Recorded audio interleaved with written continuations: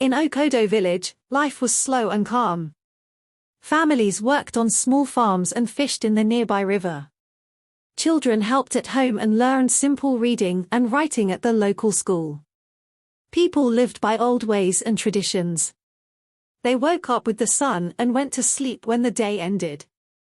Life was peaceful and safe. Everyone knew each other, and the village felt like one big family. The elders told stories of the past, and the young ones listened with big eyes. Every day was much like the one before, simple and happy in Okodo.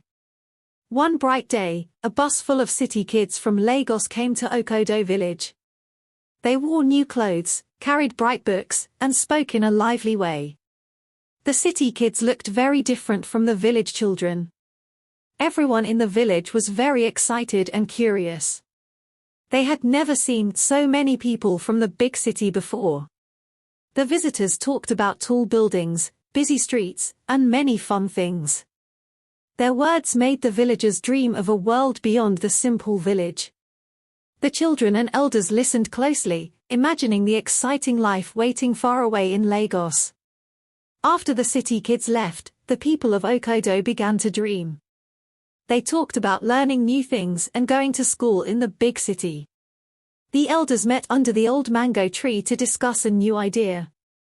They wanted one child from the village to study in Lagos. They thought that by learning more, the child could help everyone back home. The idea was new and exciting. The village filled with hope.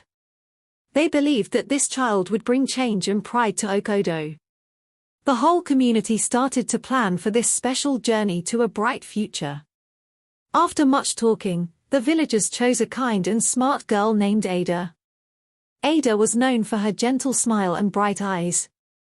She helped her mother at home and listened to her teachers.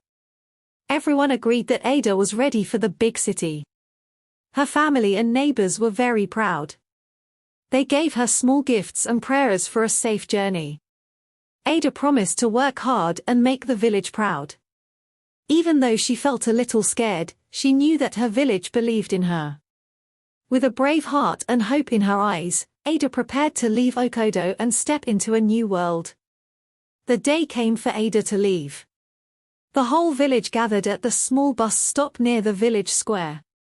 Her parents, grandparents, and friends hugged her tightly. They gave her a small bag with food, a hand-woven cloth, and kind words. Elder Chima, the village leader, blessed her with hope and wisdom. Many tears were shed, but there were also smiles of pride. Ada waved goodbye to the familiar fields and smiling faces. As the bus began to move, her heart beat fast with both sadness and excitement. She left Okodo, carrying her village's love with her to Lagos. When Ada stepped off the bus in Lagos, everything was new and strange.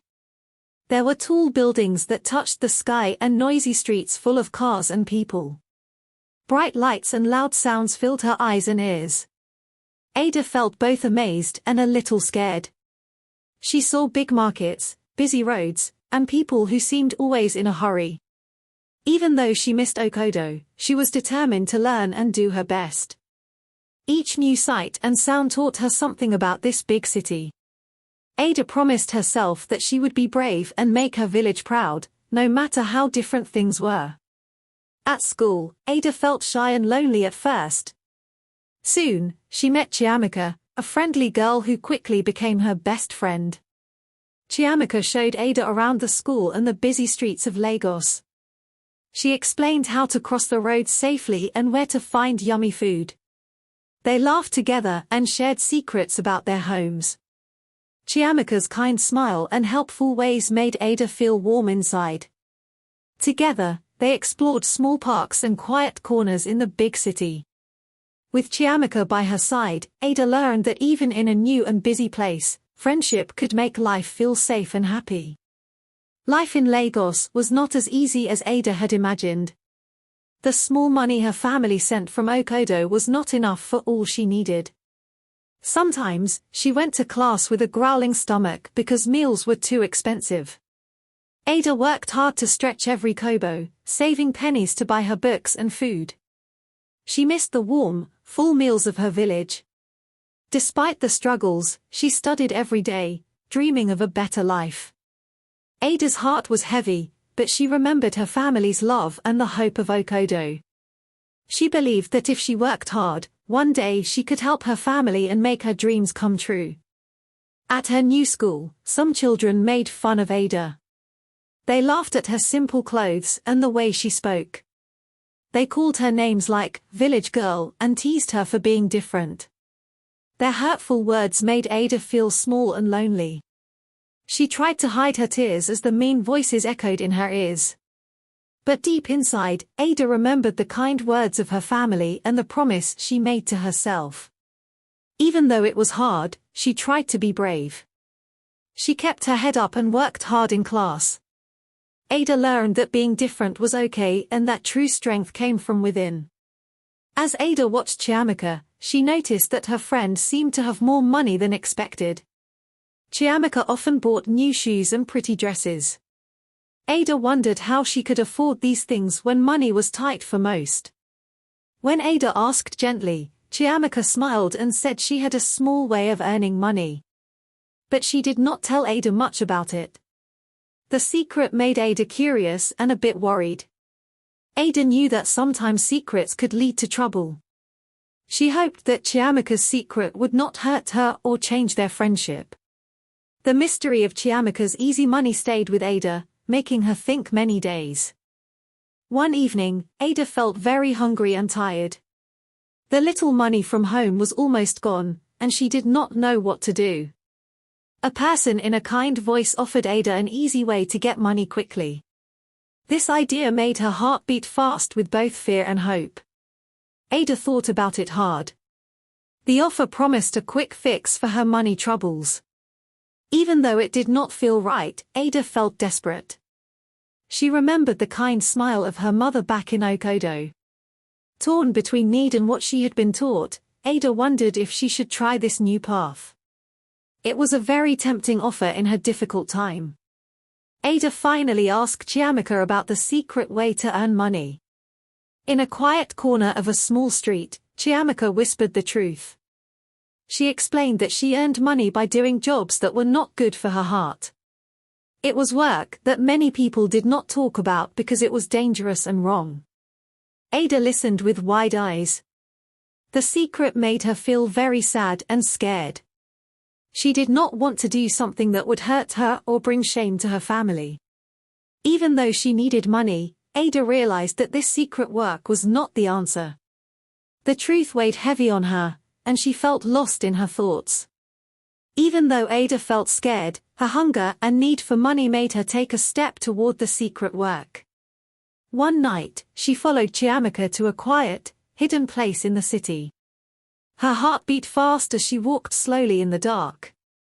The place felt strange and unsafe. Ada felt like she was leaving behind everything good from Okodo. She was afraid but also felt trapped by her problems.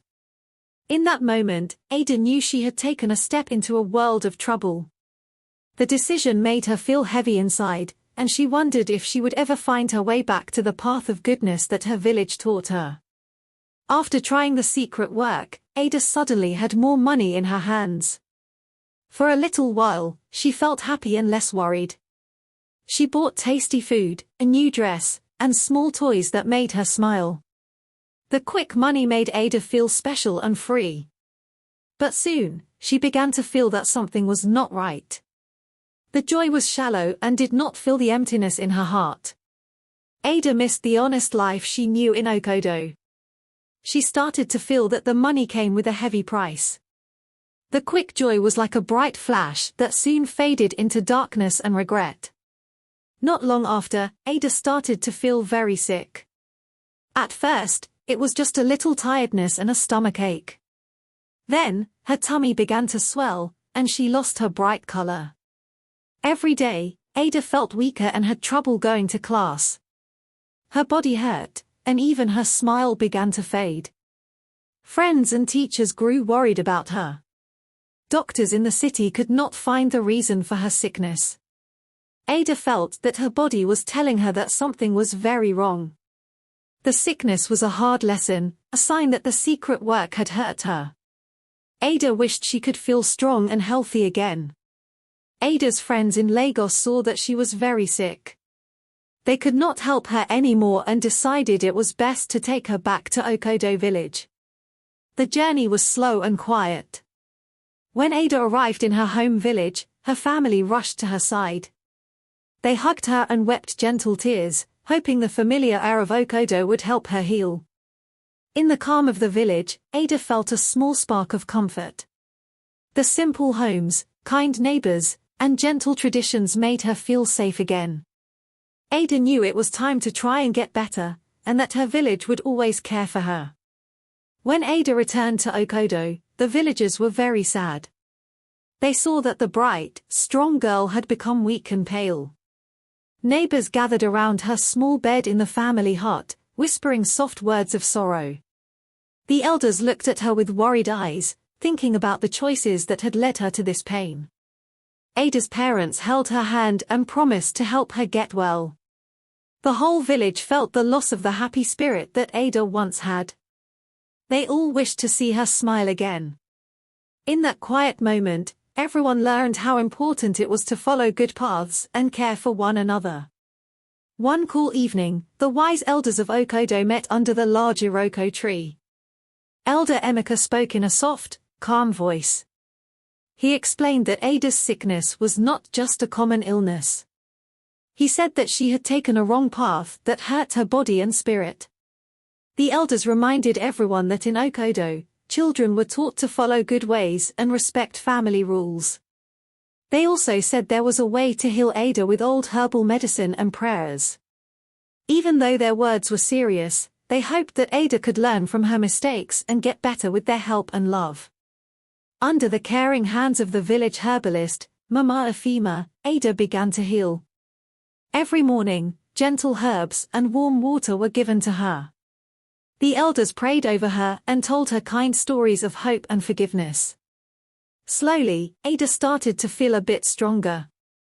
Her pale face began to show a little color, and her eyes slowly regained some sparkle. The healing was not fast, but every day brought a small improvement. Ada learned to rest and eat simple, healthy food made by her mother. With time and the love of her family and friends, Ada began to believe that she could become whole and happy once more. After many months of care, Ada was well enough to have a baby boy. She named him Emeka, which means, God has done great things. In the soft light of an early morning, the whole village celebrated his birth. Ada felt a new hope and promise in her heart. Now, with her baby in her arms, she decided to learn more and be strong. She promised herself and her family that she would go back to school and follow a good path. With the support of Okodo village, Ada began a new life, a life filled with hope, love, and the promise of a better tomorrow. For more stories, please like the video, comment what you learned from the tale. And don't forget to subscribe to the channel for more enchanting tales just like this one. Thank you.